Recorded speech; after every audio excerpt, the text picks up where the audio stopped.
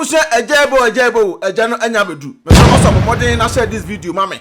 Na mesra mo nse na nkoto owura IGP Dampare mame. Say ne ba AdwenepaHene ne nana ne bibia ne de hye konkron AdwenepaHene matena ase. Na me ba ya eyeboko ye ba adabaso bode kese abre owura IGP Dampare.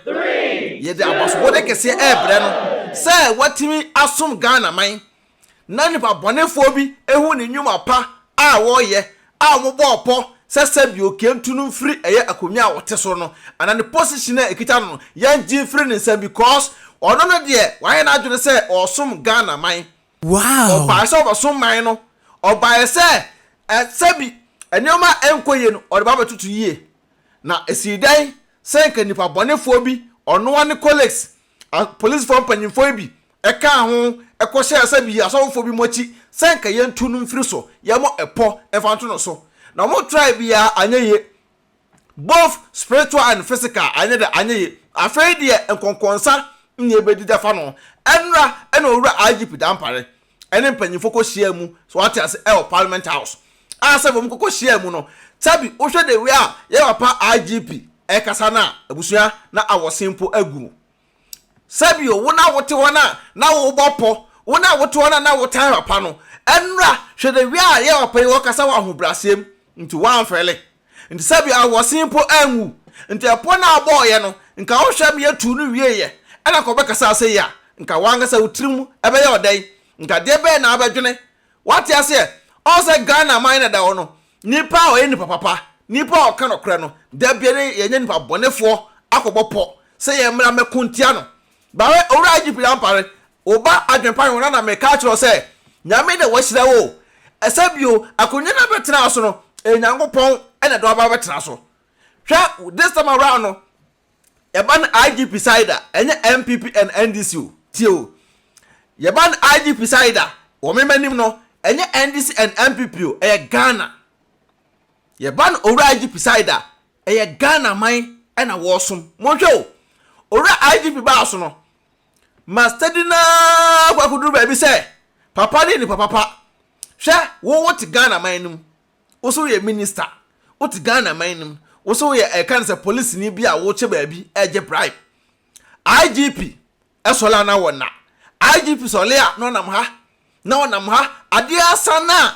wo na IGP no kwasa bio ka IGP kire no ho a nka IGP beda but IGP na wonam ha wo kwa ha sa nyoma we IGP eye ni nyina no anso mani na ye nyo obi te se eye osu bempa na IGP mesrawo utem wa tem ye pa na fa sa ade we atu kotodwem me po achew me bunkotodwe srawo papa we oti Ghana hoyi ompe wasem men na nya da koda osu bempa mpe wasem minim de America ene ne nya fine da men hye na nwenwe wo senkyira no osu bempa mpe wasem obi obebo mpa ye se obewu afiri wiase obi abo mpa ye eti megira ono no sabi property fee wona so ndem wono e ka se na wo IGP osu sa word we e ma se na wo IGP no e na wo sesei IGP ankrofom kasama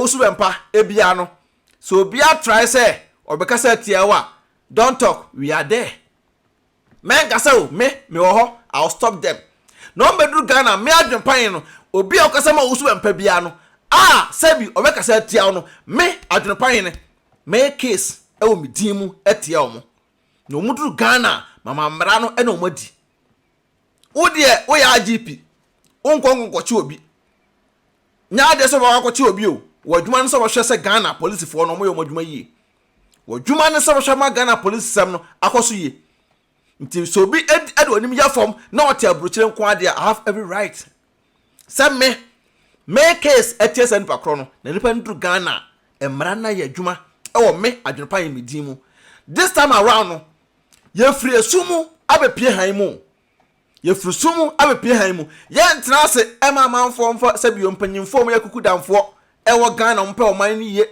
ani mama ye fom rough sa na this time ye pay attention to nkwasiafo bia o ya na mama mra na ye de anwadi because obi tsa IGP Dampare hwe the way apai ahobrase kasa mu apai kotena ase nra ana wo kasa papa nyame nhirawo won to kwanem obi a woso osum nyame e okwanpa so no obepe wasem age obi a wosum ade a ode nyame din atoso a saa de ne mpo a wosum no mpo no eni wiase because sabio okoye nananom akonfo ho a okoye nananom adunsifo ho a omo bu nipa a respect nipa adi nipa sabio ni position de ema no but obi a wefa din bi keke ato no so ade nyame din abekonka so no saa nipa no nya nipa papa nto wura IGP Dampare o me na de a eya abasobode na se BeckyTv ene yadowfo nyina no ye gyinam adema wo obegusu adiu IGP gise wangasa na akọ retirement agise wangasa eno akase mabre ese ma James se wunye mu pa de a wura IGP Dampare wakonya na ateso no asa ahenie o wakonya as IGP no asa ahenie because NDC for powasem MPP for powasem agise obi a wo MPP amanyuko no mu a selfishness ekuno ena obetan wo age obi a wo MPP amanyokonum a selfishness ekuno ena obetan wo but me adwenpan de minim say both MPP and NDC nyina omodo omontan wo age sabi ye onkatebone e wo ho an nkatebone for omo ho na sa nkatebone for no omo a ena yi omo ede epie no nto wura IGP Dampare don't worry yourself baby a wo fie aduru no mesro men stress hu bebre papa yesro pa ehia pa ehia e Ghana manim ye hia ne pa tete bi sei e Ghana manim na sabi obeda police fo ano said be ya anioma be ko no pepe said ye pe no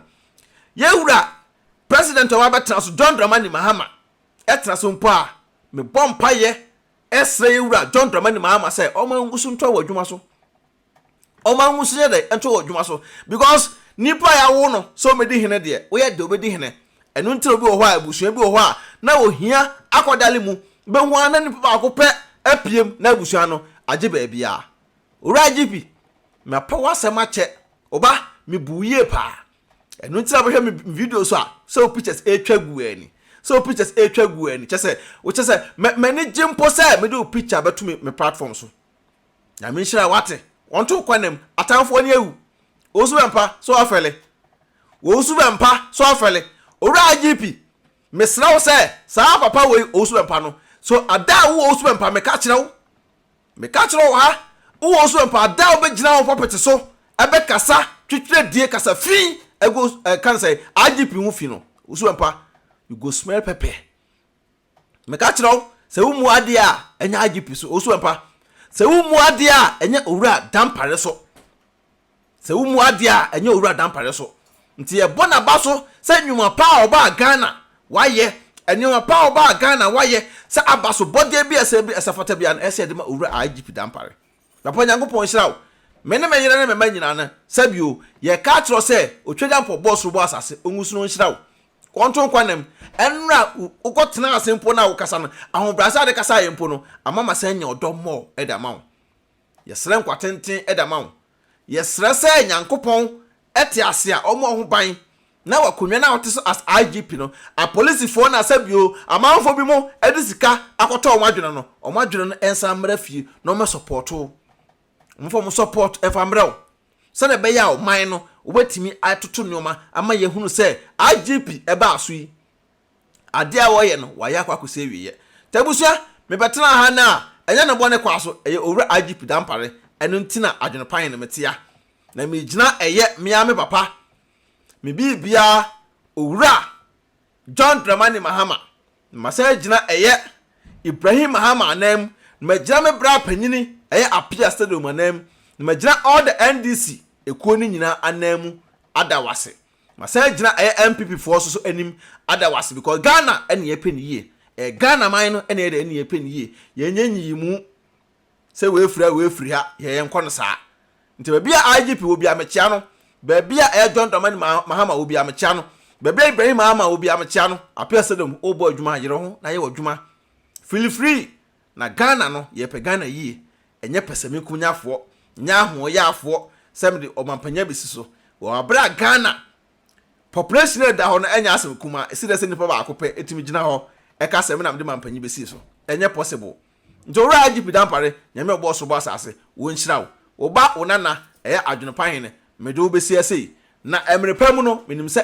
de ana sabio message we no wo sabe de ebeka abuso aba so a no wa share this video ide mai advert ebetwa agu bia no tap send ebetwa agu announcement enterprise ebetwa agu Destiny Roofing Status Subed ebetwa agu what I said Jatasment Subed ebetwa agu mon contact omo na obi ankoje ne portion ayede ewum edin adwenpan na se BeckyTv medo asia peace out it's so me dia bremo pass mun sit down come mama mo sit down fun we asi hono ma mabubu dan we man you cement papa cement fun na mo di see me dan e ma me na mabubu ni na se me si no foforo kra oh me say so baby me kire mo no ai Mr. Musment na make na se mo di yo because man to sa jata cement na and cement bia no organ e papa Mr. Munju sa jata cement no because I know any cement me medi ho dance e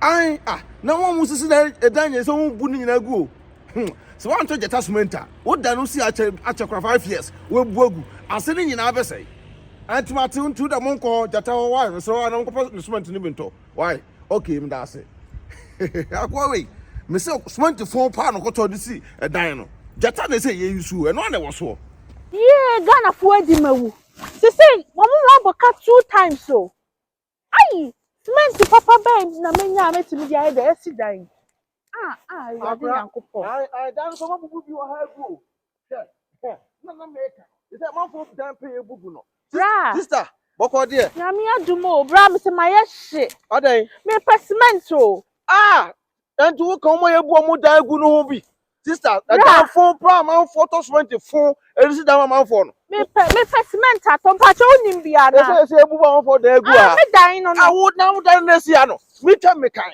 o mo isu cement phone na disi dan na mabubu me ha ho detachment wontie Jata cement Ora Ibrahim Ahmad cement na ba na man for pugu so no say they said the whole Africa enya Ghana nko the whole Africa say what abrochire na opedan pasi with cement Jata cement sister Jata cement na make am for da ma o ti me sraw kona ko bi to enya mi tumrika enya tumrika na ko a okbo edin adwenepahene Ubo AdwenepaheneTv and BeckyTv obonya discount e wo Jata cement me sraw sister tumrika se sia sister enya me da se pass wa ka for Jata cement we dey nurse because adepa na ton ho adepa na ton tim so Jata cement dey number 1 tim pa acho tumrika na ko tobi na kwa ma remfidi na adwenepahene what you say sai pepe into Ora Ibrahim Ahmad cement the sister it's the best auntie isi na from you hello auntie isi mo we POP no any TV unit no na few painting no so any company na kama Anaspo Enterprise na who pictures was na mama okay mama hwe wow I didn't ever say akwa me fi look kama Anaspo Enterprise we da me ko di 1000 chem sister na mister there ne da na wo si na say Anaspo Enterprise anu ko ni POP ni fi paint ni bibia de ma no anti sinya me shira we de o ma Anaspo Enterprise wa me fie ne kama pa me ko mi sister o bra what drew hanom okay enche obedru ha wo o ma wie POP no o ma send you pictures me de ye ne ntam na fa pictures ne be che na me dem talk up pentem sa aye fe wo ho mesro fa brem ye ne ntam tumrika why na me dem e twa me gina ha e twa why sister me come POP ne wo he sister so to me se me talk up Anaspo Enterprise sister me so POP ne pa de sister ti wo de POP no hwe na e twa gu POP ni no ma ye sa TV set no so na kitchen no so na aye sister na ma ye fie wonum bibia Anaspo Enterprise usi fie na person me POP ma wa Anaspo Enterprise we POP amount almost aye TV unit e ka ho almost to fie tiles nyina Anaspo be san your kitchen amount Anaspo assign I do windows assign she wo danim nyina glass na window no komo ya sister what to type open normal estimate na o memo to 70% ye se be sika nya we de o number wa he o number na go screen so e twa gu no o number na go so e twa gu ni timi sra Anaspo Enterprise e ma se o be kira o mo se AdwenepaheneTv na se be POPs de o mo ye POPs mo ken kon POP looking kon na ni ade de wom Anasbo enterprise or charge ria or no one kofa na nyoma efiri baby abuchire edeba Ghana. Wow. Na Almost no for na opio. I mean, opio PC where na sister mesra wo dan na wusi no. Mesra nye mistake fa come Anasbo enterprise. Baby show monster. Baby for show monster na ko Kitchen, TV set, BBA. Wow, POPs, large system ni bibia. O mesan atofo glass bibia ma. Na windows BF. Sister Anasbo enterprise there. Mesra wo. Omo ye King Kong. Dream ka na me ba be ka kire no. Mesra mama ye na me dem. Na na kona ko from the wo edema review. AdwenepaheneTv. I say BeckyTv. We nya discount kama. Oh, Anasbo enterprise. omo ye King Kong. Odo, mi ko kroma ba o. Namba to ko edo he ma. Mi wo fa bie mo se me send ni ska wo Ghana. Ah, ma me na so wo fa send this can kwa so kokuro. Na ma ye ne dey. Tina fi na send there. E kwa be to na me. Me announce tap nka. Dia. Tap send. Na no so ye dia. Apo aba obia da no dugu no phone so. Na wo dey register this send this ka kofi. Ayente na hwe. Sir. Na wo kwa bo ko trace ka extra. Ma mesra wo. Me kan for tap send amount. So you so iPhone and also betam no akọ App Store. No download the go phone so. Android phone so no akọ Google Play. No download the go phone so. Mesra wo. And I will send this also mesra wo. First transaction be no. Wo so wo hia promo code. Mo so ba AdwenepaheneTv. AdwenepaheneTv yes, ntimpacho uboguma wo Europe kwa do benya €5 free. Ah, before the some party for. Some can tap send edamount. Wo America so Canada dia. Hey, mama, $10. To miss now, man how oba ho for say enkwa ponte no bi akoso pe. Mpacho wo biara no na eko. Some kwa ponte dem ma. Download this see atena fie mpacho na relax. No one's in Pio Ponte. Be me who said Me Ponte. Mammy, now dear I am the company say first one almost a credit card and come. And net dear tap Paula Mantemo said the can for be more mobile. Was it who shoot no more bank card, which means register SMS coffee. As them there, I tell you, yated to tap a bar, I'm a here for. Say a Sunday can call Ghana. Now rating so a come. Yen dear mammy.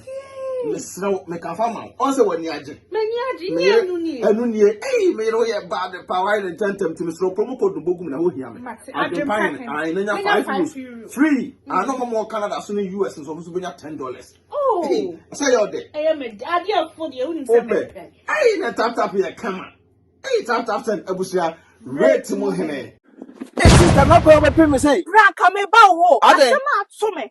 Me say mabusuafo afre me enyo ya ka kire me say me dan na me boss 1 month ago no enyunugu Awu dan na wusi ne Ghana no me say enyunu ana say one for company papa company never na go for sister ada wanted Destiny Roofing and Steel Trusses enka omo ye hefa Destiny Roofing and Steel Trusses omo Ghana sister e ban down so border number 1 and omo sign e border so 30 years warranty 30 years na we ka enyuni ka Destiny Roofing and Steel Trusses ko na esa ko pass aboso ama wo enati omo be border anu so a omo free estimate and omo dan so omo boss e ma wo say kimu a omo yusu nade sister and omo say yusu nua enua no omo say shen aduro man say pika empro enkan po roma empro nya hwe na wo tia brochire and na wo kofa carpenter ni bi o hye enkwan chen ko border so wa bra Destiny Roofing and Steel Trusses ewo sister mesrew uduru akra say pe uko kan se pokua se Amamole Canada Junction. Accra Pokuase ya. Amamole Canada Junction. Uduru wa wo so pe Destiny Roofing and Steel Trusses sister. O matuka akoye free estimated amount. Obi ate aburuchire. E na kofa carpenter na o search sister mesrew. Me kan for the amount nti we den ha nkora. E wo so aboka enya hwe. But Destiny e be je nkwa. Destiny e be ma bibi ato. Okwa wo se o pese o bu estimator o ho beto. Nti dine e AdwenepaheneTv na se BeckyTv. O bo se di we kire o sister. O mato mo ase ahwo kama. Na obi a o te aburuchire aboka asida. And I won't go for Destiny Roofing and Steel Trusses and more than so. Sister, may come for the amount. Yes. Number. Number and a good screen. So, email address on a good screen. So, a tribunal. So, I test on my board down some. I'm 30 years warranty. 30 years, 30 years, we will. Now, wait until how much. Sister, Mr. On board down some our own. A cooler. One to fire more than Crumpuna or down better. And on down some bosswa. And so, try and tell. On board down some. Omo down so omo be sua wa abrochire Destiny na tidin omo be sua wa abrochire to omo down so wo dem ayefo enya tata ti makanfo da ma won to we dem srew wo betimi no ankasa akonnect straight abusuafo bi ani 419 bi ani Saa pepe nte me kan fu aye de edama to we pa de for mo number mama number no so na ese etwagu no email address na ese etwagu no sister abusua destiny roofing sheet and trustes omo ba ma Ghana for Adwenpahene otwa supre kwabrafo wa ye kwa bibrim han bafo otwa burumu